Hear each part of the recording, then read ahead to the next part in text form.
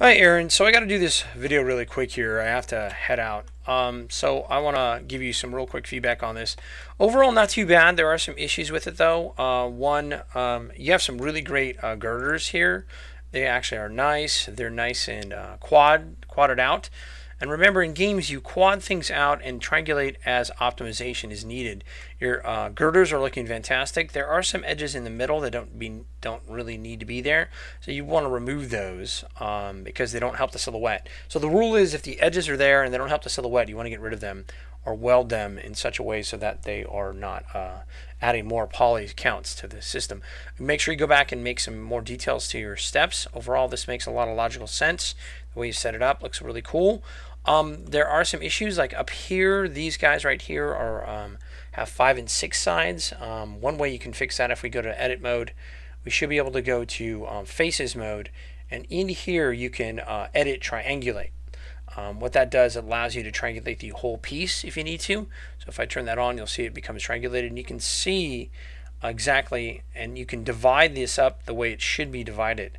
Now we'll say retriangulate that guy. Let's turn that off for a second, and let's see if we can and there's a tool called turn, which allows you to go in here and you can turn the edges around. This allows you to be able to make your triangulation the way that you want. Let me turn that off for a second. But for the most part, you want to be able to actually get these guys to look better. They're very 5-sided, so you want to use the cut tool, maybe split these apart is one way you can do it, and you can see what you're getting. Let's see if there's another thing I want to show you there on that guy. I don't think there is. Now here's the cut tool right here. This allows you to split. Now if you hit the S key, this can allow you to snap to a point, so you can cut these guys. You'll see the cut tool working pretty good. You do want to be careful. We're in edible poly mode, but we're not making it edible mesh. Now if we use this, you may run into a problem of undos. So if I go in here and click this, and then I just hit the escape tool, and you notice it doesn't really get me out of there.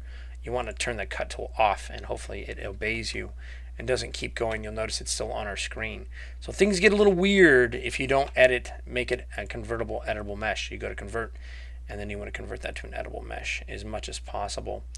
And then now you'll see that now that it's triangulated, now it actually took in the system that we were messing with, and you'll notice there are some issues that are occurring. And if we Control Z real quick, let's go back, see if we can go back to where the triangulation happened. Looks like it didn't do it, and it even kept those cuts in there. So this is what you got to be careful with. It gets a little weird, so make sure before you edit some of these guys, you go in here and you triangulate, you right click and convert them to an editable mesh first and foremost. Editable poly sometimes can act a little weird. All right, so let me go back over here, and you can always rebuild these. Just keep it logical so that they're quadded out, and then you can triangulate as you need to optimize. This guy, he needs to be divided up. I like the silhouette you have here, which is way cool, but unfortunately it's really messy when it comes to games. So what we want to do is do another system here. We'll go to a regular polygon mode. I'm going to go to cube here real quick, or box I should say, and we're going to build the box out. So I'll build the box out. And I'm kind of off screen here a little bit, so let's see if we can maybe move it while we're interactively doing this. Max doesn't always let you do that. For now, I'm going to keep it kind of thick due to time. I'm kind of running out of time today. So I'm going to hit the E key here. We're going to rotate this guy to a 90-degree angle. And we want to divide this up. And what you can do is 3, 3, and this guy could be like 2. If you want, or even 1. You can leave it at 1 because he's going to be inside the building kind of deal. And then now look how much cleaner this is. And then what you can do is you can extrude each one of these faces. So let's go and right click on this guy, convert him to an editable mesh, go to faces here, and you can say, hey man, I need a window here, and you can even do it on the other side. Let me rotate the camera, and we'll do a window here. And you can extrude these guys at the same time, and you can get a base to build your window from. And I'll go in here and extrude that just a little bit, not too much. And then I want to do this scale tool. I don't want to extrude outward or inward. I'm going to scale that down, make sure it's flush with everything. And I can even extrude one more time. And then this time I can go inward on this guy and just build that window like this. And with that window built, you can now build structures outside of it, a windowsill and so forth. You can delete one of the polys and then just do a weld of the vertices on the edges of the polys there.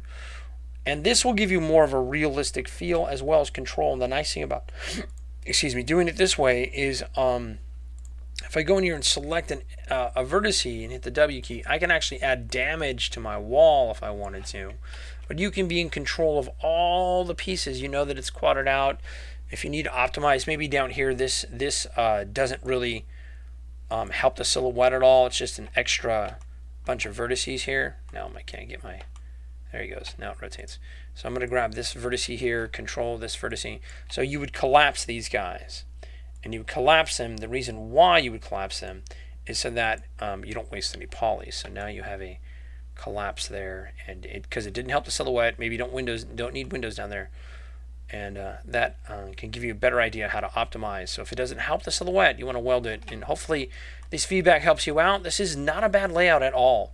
Don't be afraid to make a cube that's equivalent to a 6-foot guy to check your scale. Make sure the guy that goes through the door can also go through the steps. All right, that's about it with this one.